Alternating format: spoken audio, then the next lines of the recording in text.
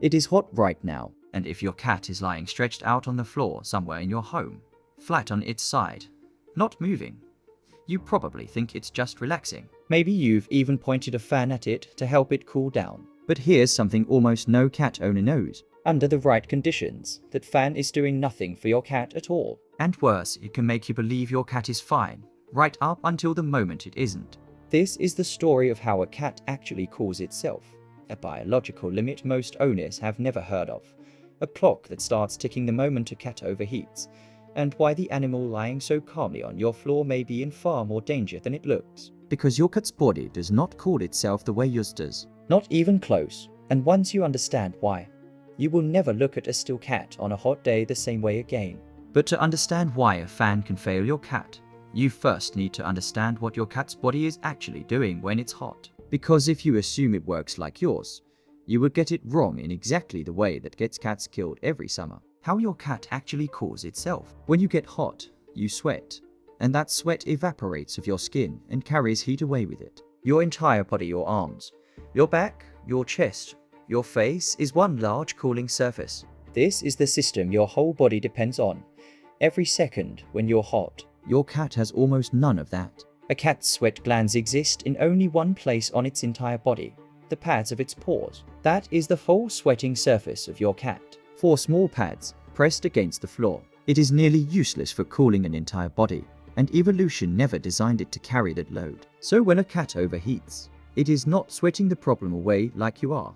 It is falling back on a chain of other methods, one after another, and each one in that chain is more desperate and more fragile than the last. The first thing a cat does is move. That flat, stretched out pose on the cool tile that looks so lazy is not laziness at all. Your cat is doing the single most efficient thing available to it, pressing the thin furred skin of its belly against the coolest surface it can find, and dumping heat directly into the floor through contact. This is why cats chase cool spots around the house all day in summer, why they abandon their favorite cushion for the bathroom tiles, why they seem to melt into the ground. They are not being fussy. They are running a cooling system that has almost no other setting. And this is exactly where the fan comes in, and where the misunderstanding becomes dangerous. Why the fan does almost nothing. When you point a fan at your cat, you feel like you're helping, because a fan genuinely helps you. A breeze across your skin speeds up the evaporation of your sweat, and evaporation is your entire cooling mechanism, so the fan works. But your cat has almost no sweat on its body for that breeze to evaporate. You are blowing moving air across a fur coat that is dry. The fur traps a layer of air against the skin and insulates it. The breeze passes over the top of the coat, and the heat inside the cat stays where it is. So while you sit there feeling the room get cooler and reassuring yourself that your cat must be feeling the same relief, your cat's gut temperature can be climbing the entire time. The fan didn't cool your cat. It cooled you, and it cooled your worry, which is far more dangerous, because your worry was the thing that might have made you check on the cat sooner. So if moving air doesn't work, and the floor is no longer cool enough, what does a cat fall back on next? It pants. And this is a moment every single cat owner needs to understand, because panting in a cat means something completely different from panting in a dog. A dog pants all the time. It's a dog's everyday, frontline cooling method, and a panting dog is usually a normal dog. A cat is not built that way. A cat panting is much closer to an alarm bell than a cooling method. It means the cheap, easy options finding cool ground, staying still, spreading out have already been used up and have already failed. The cat has now switched to an expensive last resort system that burns energy, loses moisture with every breath, and cannot be sustained for long. A panting cat is not a cat that is cooling down. It is a cat that is losing. And there is a specific point beyond which even panting stops being enough. To understand what that point is, you have to look at the numbers inside your cat's body, numbers that are working against it in a way most owners would never guess. The numbers are against your cat. A cat's normal body temperature runs higher than yours. Where you sit at around 37 degrees Celsius, a healthy cat sits between 38 and a little over 39. That sounds like it should give a cat more room to spare in the heat. It is the exact opposite. It means the gap between a cat's resting temperature and the temperature at which its organs begin to fail is narrower than you'd ever expect. Once a cat's core climbs past roughly 40 degrees Celsius, it has entered heat stroke. That is barely a degree above the top of its normal range. And unlike a fever where the body is deliberately raising its own temperature to fight an infection, and is holding that higher temperature under tight control, this rise is not controlled by anything.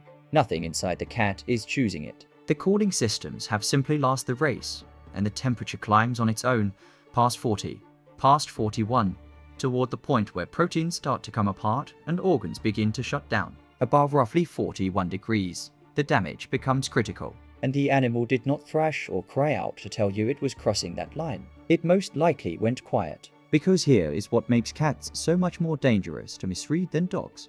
And once you understand it, you cannot unsee it. The clock what heat stroke actually looks like, in order. Heat stroke in a cat is not a single dramatic event. It is a sequence, and it runs in a specific order.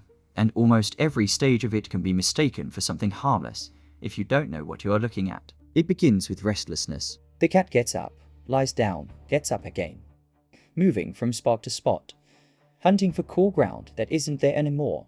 To an owner, this just looks like a fidgety cat on a warm day. Then comes the stillness, and this is the trap. The cat settles, stretched out and flat, and stops moving. This is the exact moment most owners relax, because a still cat looks like a calm cat. But the stillness is not calm. The cat has stopped moving because moving generates heat it can no longer afford to generate. Then the panting starts. Open-mouthed breathing, sometimes with drooling. This is the alarm bell, the switch to the last resort system, and it is the last stage most owners actually notice. After that, the signs turn to things that are easy to miss unless you're already watching closely. The gums and tongue go a deeper red as the body forces blood to the surface trying to shed heat. The heartbeat raises. The cat becomes lethargic, then wobbly, unsteady on its feet as if slightly drunk. There may be vomiting, sometimes with blood in it as the gut lining begins to break down. And then, at the end of the sequence, collapse, seizures, unconsciousness. By the time a cat reaches this stage, the internal damage has often already been done, and even a cat that is saved may not recover fully. The cruelty of that sequence is that the most visible, most alarming stages come at the end. The early stages, the restlessness, the stillness, are the ones an owner is most likely to see, and they are precisely the ones that look like nothing at all. Which means for a lot of cats, the fan was blowing the whole time, over a cat that looked peaceful, while the clock was already running. And some cats are running that clock faster than others, starting from a worse position the moment the heat arrives. The cats that are in the most danger. Not every cat overheats at the same speed. Some breeds are carrying a disadvantage built right into their bodies. The flat-faced breeds are the clearest example: the Persian, the Himalayan, the exotic shorthair. That pushed-in, flattened face is the whole reason for their look, and it comes at a cost most owners never connect to heat. A cat does a large part of its cooling through its breathing, moving air across the wet surfaces inside the nose and mouth. A normal cat has a long nasal passage full of surface area to do that with. A flat-faced cat has had that passage compressed and shortened by generations of breeding for the face. It has less airway, more crowded tissue, and it moves air far less efficiently. So the one emergency cooling system a cat has panting is throttled in exactly the cats whose faces we bred to look a certain way. A Persian starts the hot day already behind, and reaches the dangerous line faster. Then there are the long-haired and heavy-coated breeds, the Maine Coon, the Norwegian forest cat, the Ragdoll. Their coats evolved as insulation, and insulation works in both directions. A thick coat that keeps external heat out also keeps internal heat in. Once the cat's gut temperature starts to rise, the coat becomes a blanket the cat cannot take off, sealing the heat inside exactly when it needs to escape. And then there are the cats that don't get talked about as a breed at all.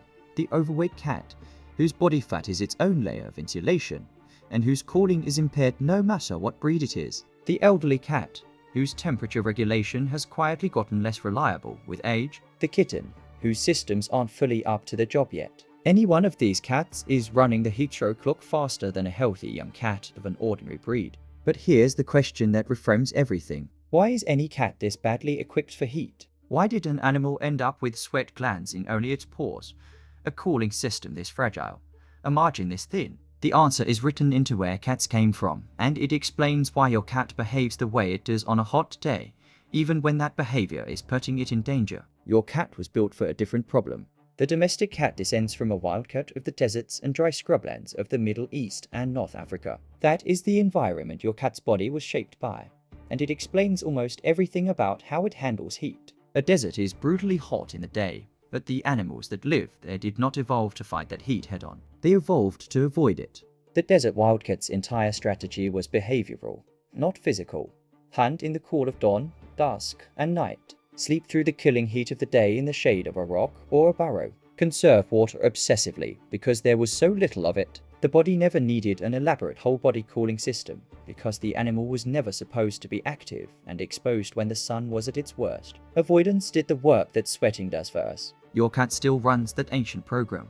When it sprawls on the coolest floor in the house and refuses to move, that is the desert ancestor sheltering from the midday sun. When it goes quiet and still and hidden as it gets hotter, that is the same instinct. The problem is that the program assumes an escape hatch that your home may not provide. In the desert, the shaded burrow was genuinely cooler, and the night genuinely brought relief. In a sealed apartment during a heat wave, with the windows shut and they are not moving and the temperature the same in every room, there is no cooler burrow to retreat to. The instinct to go still and wait it out is the right instinct for the desert, and the wrong one for a hot flat with no way out. Your cat is following a survival strategy that its environment has quietly stopped supporting, and it has no idea.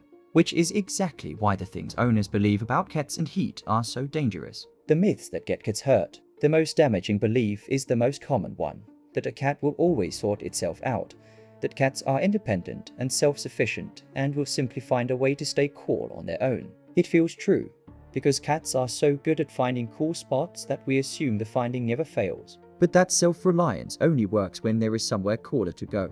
Take away the escape, the shut-up summer apartment, the conservatory, the sunny room with the door closed, and the cat's independence becomes a trap. It will keep doing the one thing it knows, staying still and waiting, right up to collapse. Because waiting is the only tool the desert gave it. The second myth is the one this whole video began with, that the fan is taking care of it. It isn't. You now know why. The fan cools the room and cools the owner, and does almost nothing for the dry-coated cat sitting in the breeze. The third is the belief that shaving a cat in summer will keep it cool. For most cats this backfires. The coat that traps heat also shields the skin from the sun, and helps regulate temperature in ways that a razor undoes, and a shaved cat can end up worse off, not better. And the fourth, the quiet one, that a calm, still cat is a comfortable cat. By now, you know this is the most dangerous assumption of all, because stillness sits right in the middle of the heatstroke sequence, and it looks identical to contentment from across the room. What actually helps? So if the fan doesn't work, what does? The answer is to give the cat back the things its body actually uses. Cool, hard surfaces it can press against style, stone, ceramic. Cool water dabbed onto the paw pads and the ears, the places where the blood runs close to the surface and a cat genuinely can shed heat. Shade and still cool air rather than a warm breeze. Fresh water everywhere, in more places than usual, and on the worst days. The only thing that reliably works above a certain point, the same thing that works for actual cooling of the air itself, air conditioning, or a genuinely cool room the cat can reach. And above all of it, attention, because the single most powerful tool in a hot house is not a device. It is an owner who knows that a still, silent cat is not automatically a safe one, and who knows how to read the sequence before it reaches the stages you can't miss. The truth about the fan. Because the truth about the fan is that it was never really about the fan. The fan is not a villain. The danger is the story we tell ourselves when we switch it on, that we've done the thing, that the cat is handled, that the situation is under control. We reach for the object that cools us. We point it at an animal that cools itself in a completely different way. And we let the breeze on our own skin stand in for actually watching the cat. The fan doesn't kill your cat. The belief that the fan is enough, that's what lets a hot afternoon turn into an emergency while everyone in the house is sure that nothing is wrong. So next time it's hot, and right now it is very hot, and your cat is lying too still on the floor with a fan turning nearby now, you know what that fan can and cannot do, and why the calm you're looking at might not be calm at all.